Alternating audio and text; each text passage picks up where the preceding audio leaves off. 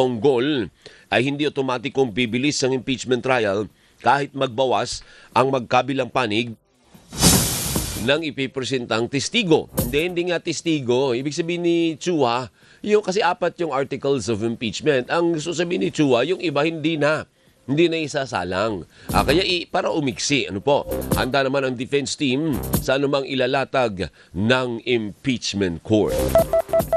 Sa oras na 6:27, kausapin muna natin si Attorney Rino Abad, ang Direktor po ng Oil Industry Management Bureau ng Department of Energy. Attorney Rino, good morning po. Ba't nag-i-echo? Sir Alvin, magandang umaga. Magandang Sa programa umaga. sa ating mga kababayan po. Ito yung Waray. Di ba, Attorney Rino, kayo yung Waray? Opo. Paano sa Waray ang magandang umaga? Ito, native na Waray speaker ito. Paano ba yung in your best Waray accent, ha? Paano magandang umaga? Kumusta kayo sa Waray? Maupay nga aga, mga Waray nun, no? Yo. Likas na Waray, ano po? Nauwi pa kayo sa Leyte. Leyte kayo, attorney, o Samar? Po, sa Leyte po ako, na side. At pag may occasion ho sa family, nakakauwi pa rin tayo. Ayan. Sa kayo banda sa Leyte, attorney? Diyan lang ho ako, malapit sa Tacloban City. Malapit lang sa Tacloban. Kasi marami pong bayan dyan sa Leyte, hindi Waray. Bisaya. Yung mga Ormoc, Bisaya yan, hindi ho ba? Oo. Sir Alvin, yung papuntang side na ng Cebu, yun na yung nag-iiba na. Nag-iiba na, yung tinatawag nilang Bisaya na, no? Yung maasin. Yung maasin ba, Bisaya? Meron na rin. Meron na rin. Ayun. Bisaya na rin. Anyway, mukhang bad news po tayo next week, Attorney Rino, ano po? Yes, tama, Sir Alvin. At mukhang wala na itong pag-asang bumaliktad, no? Talagang sigurado na mayroon tayong asahang increases ng price adjustment next week. Sa gasoline, baka 3 to 4 pesos tayo per liter. Diesel sa mga 10 to 11 pesos, and kerosene 11 to 12 pesos. My goodness, grabe. Ito po, hindi natin kasalanan lahat, ha? Kasalanan po ito ng mga pangyayari dyan sa Middle East. Hindi ba, Director Rino? Tama yan, Sir Alvin, no? Yung sinasabi natin na yung agarang pagbaba nung magkaroon ng MOU na mga around 10 pesos at that time, 11 pa sa kerosene at that time. Ito na nga ho, parang bumabalik lang tayo. Kaya tayo nakababa before to 68 to 70, no? Range. Now, we're just going back to before the MOU, which is 80 to 90 range. Oo nga, nakakalungkot. Ano po? Next week, pag ganyan na, kung tama yung estimate po ninyo, babalik tayo sa 80 plus level yung diesel, Attorney Rino, at yung gasolina. Mukhang tutuntong din sa 80, no? Yes, mga mga 80, inaasahan natin dyan, mga 82 to 85. Oo nga. Except yung may mga kataasan na baka umabot ng higher to 88 to 90, yung medyo mataas na may mga gasoline station na medyo mataas na rin ang price even now. Opo. Pero karamihan po dyan, nasa maglalaro sa 80 to 85. Mabuti na lang ikamo, yung mga jeepney driver at yung mga UV Express driver ay may 10 pisong diskwento pa rin sa diesel. Opo. Tuloy pa rin yan. Maghihintay lang tayo ng policy direction from LTFRB, no? Dahil ito naman ay depende din sa available na budget. Pero kung may budget pa, of course, ang support ng DOE ay ituloy yung programa. Depende doon pa rin sa budget. Pero may natira pa naman, di ba? Magkano pang natira sa budget? Well, hindi ho na. Kasi maraming programa ho ang DOTR, hindi lang doon sa direct fuel subsidy.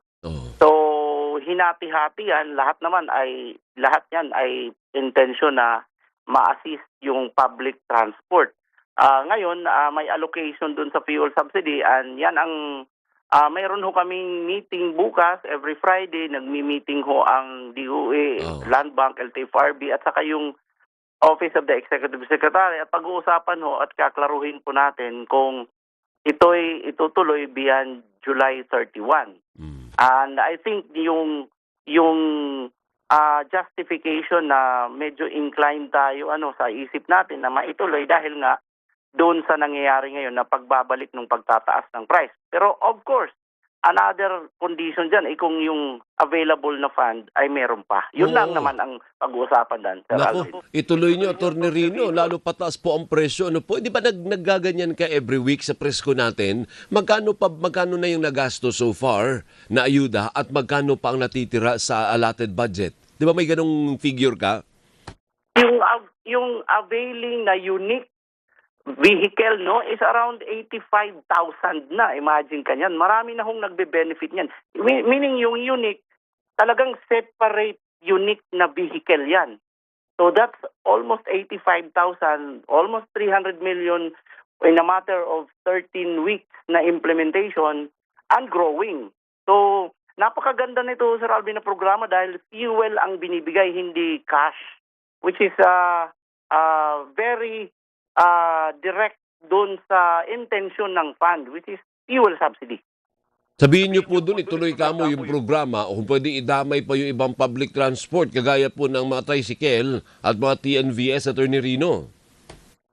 Well, gano'n naman ho ang maigi talaga. Ang atin lang ho, limitation dyan, unang-una yung fund. So talagang kung wala lang hong issue sa fund availability, talaga namang wala hong ibang magandang direksyon ngayon kundi ituloy yung programa. Sige, one last.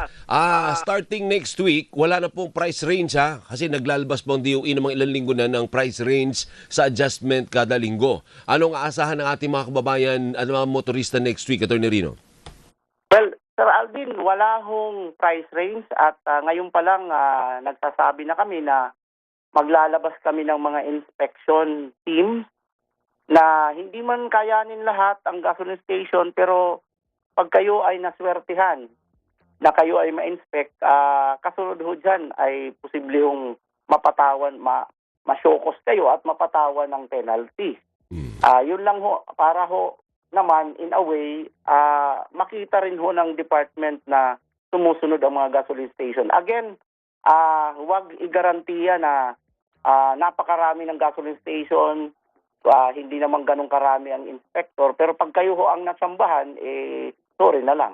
Sige. Thank you. Maraming salamat, Atty. Rino. Mabuhay po kayo dyan sa Department of Energy.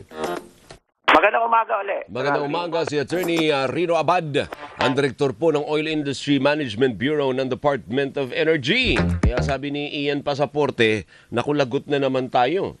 Lagot na naman tayong gumagamit ng diesel. Tama yan, Ian. Sapul tayo. At sabi naman ni Grace San Mateo, maupay nga aga sa inyong tanan sa Lawang, sa Northern Samar. Yan, Lawang. Ayun pala yung lugar doon.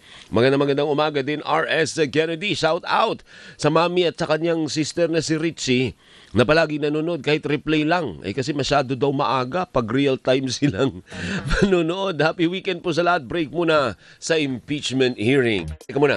Mukhang kailangan kong mag-break. Magbi-break muna tayo dahil late na tayo kay ERC Chairman Attorney Nino Juan. Attorney Nino, wait lang po Magkukomersya lamang po kami. Sa oras na 6:35, magbabalik